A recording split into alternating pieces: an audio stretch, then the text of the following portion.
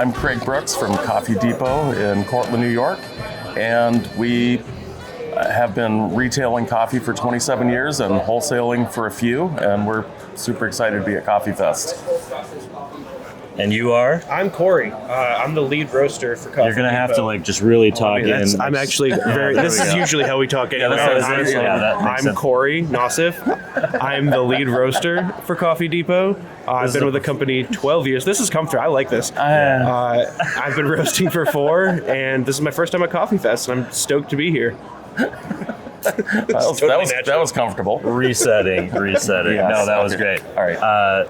12. So you've been with them 12 years. How long did you say this company was? So we opened our first drive-through coffee shop in 1999. So it's been 27 years that we have 3 drive-throughs in Cortland.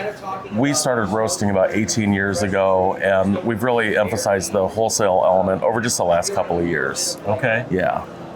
Over 27 years.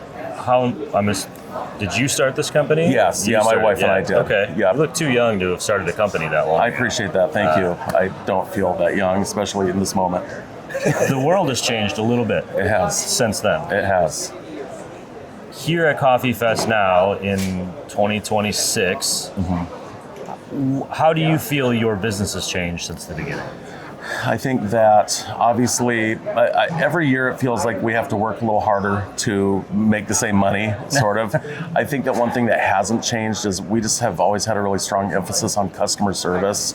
We're always putting the customer first, and that really seems to help us. As the industry changes to where there's a lot of AI, there's a lot of automation in certain elements of the wholesale end of it.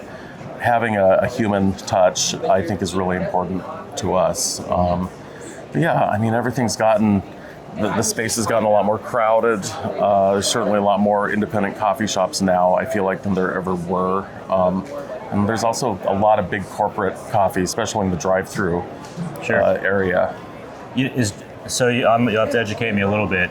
Drive-through is a big thing in the Pacific Northwest, where I just recently moved. Yeah. It's a whole different environment. Completely. Same here in the Northeast, or is it more of a fast coffee and then a few smaller independents like yourself? I think that's more like what it is. I grew up in Seattle, and so we, when we moved to New York in 1999, we came here with the idea of opening drive-through coffee shops.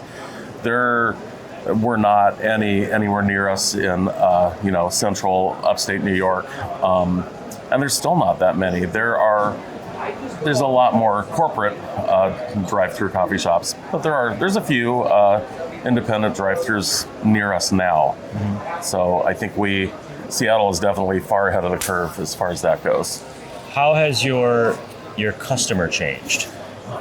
As far as the retail customer has changed, and also the wholesale, to be fair, there's a lot more energy drinks and alternative drinks besides just coffee. Some days at our drive-thrus, half of what we sell isn't coffee. Really? Yeah, a lot of it's like the Lotus Energy and sodas, essentially dirty sodas, if you will. I never even really thought about it, but for a long time, coffee had the market cornered on get your pickup in the morning. It did. And then, so I'm from the Red Bull era. Yeah. Kind of the beginning of that wave. Yeah. That really changed. That really has changed I feel like the drive-through space in particular. Also, there's been a much bigger move towards iced drinks. When we first started, we would have 1 bag of ice a day just for those few people in the afternoon that wanted an iced coffee. And now, all year and all day parts is, if people are getting coffee, it might be iced. Yeah. Yeah. Kory, you've been a roaster for 12 years. How has roasting changed, and roasting for a business like this, what you were expecting, or what's your workflow like? I'm going to give it to you. Well, I started roasting about 4 years ago. I've been with the company for 12, doing all sorts of other things. But we're kind of in a funny little place because we're pretty rural in our spot. So it's interesting to watch coffee trends for the world.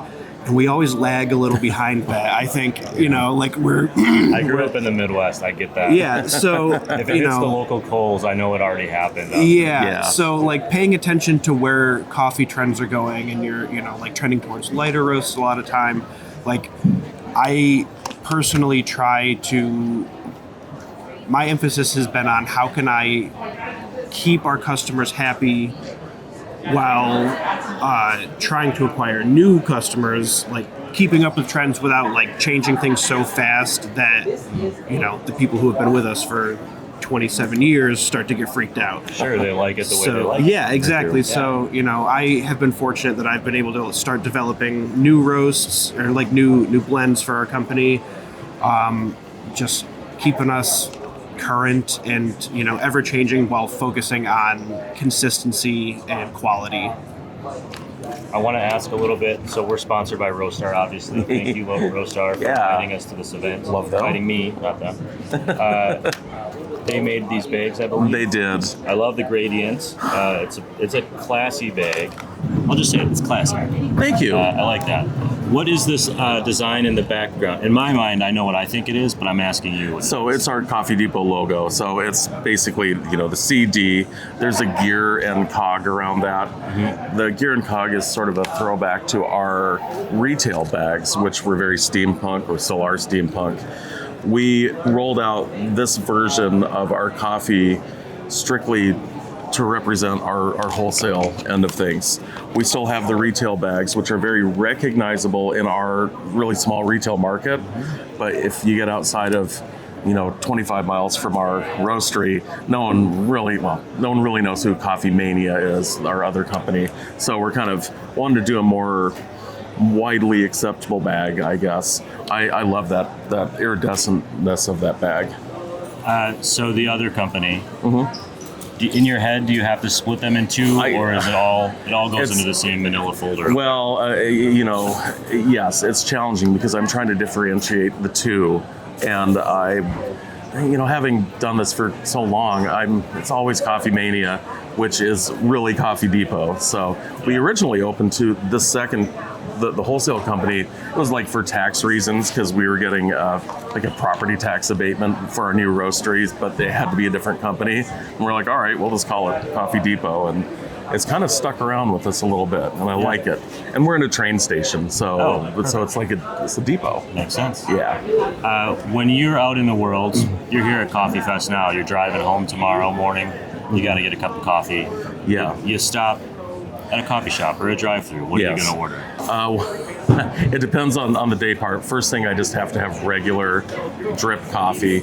At home, I only drink 1 cup of coffee a day. I can't do caffeine afternoon.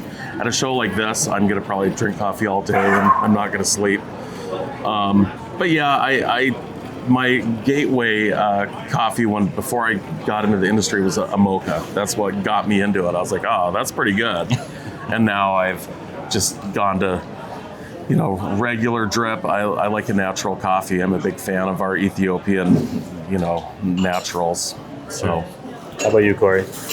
I am a hot black drip coffee guy, kind of a purist. Yeah. I feel like starting as a barista, I had this like bell curve of like, oh, you can do this and this and this and this, and then I've worked here for long enough that it's come back down, and I'm just like whatever's hot and black and fast. Like, I'm ready for it.